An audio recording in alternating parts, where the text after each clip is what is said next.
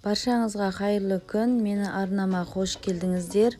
Менің есімім Ляззат. Мен бүгін сіздерге өте оңай жолмен жасалатын пирогтың рецептімен бөлісетін боламын.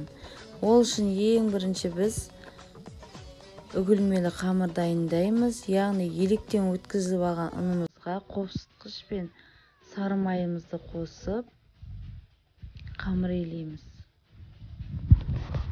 Мінекей көріп тұрғандарыңыздай үгілмелі қамырымыз дайын болды. Енді оған бір жұмыртқа мен қантымызды қосып, жұмсақ қамыр илейтін боламыз. Достар, видеоны соңына дейін қараңыздар. Енді қамырымызды жарты сағатқа тоңазытқышқа тындырып қоятын боламыз. Табамызға пергамент қағазын төсеп, қамырымызды жаямыз. Қамырымызды бөлікке бөліп жайсаңыздар да болады. Жан-жағын вилканың көмегімен тегістеп шығамыз.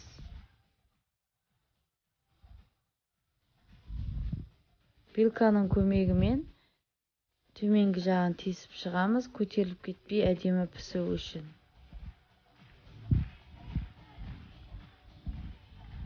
Арасына салу үшін қою қаймақ пайдаландым. Оған қант қосып, және де жұмыртқаның сарысын қосып жақсылап араластыратын боламыз.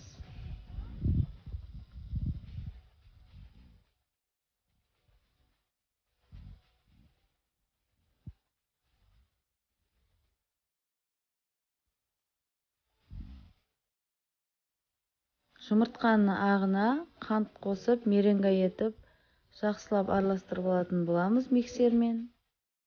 Ол да біздің пирогымызға қажет болады.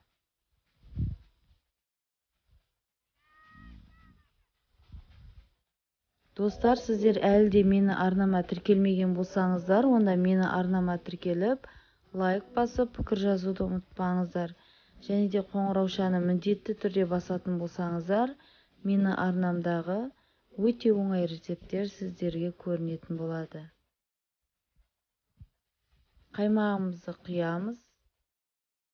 Одан соң меренганы арнайы қалташамен бетіне құйып шығатын боламыз.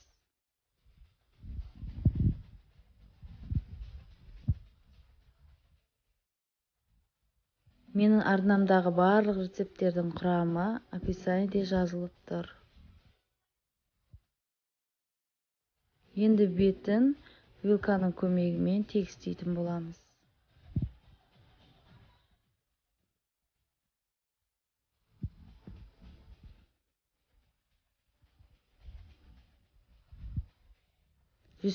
градуста 35-40 минутта пісіріп алатын боламыз.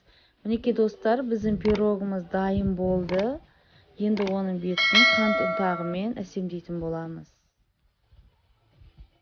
Пирогымыз өте дәмді, өте жұмсақ, ерекше дәмді болып шықты. Дайындап көріңіздер.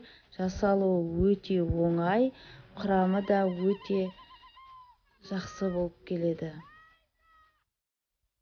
Мінекей достар, кесіп көрсеттім. Түсі де өте әдемі болып тұр. Дайындап көріңіздер. Ұнайды деген ойдамын. Мені арнама тіркелуді ұмытпаңыз. Келесі кездескенше сау болыңыздар. Ас болсын достар.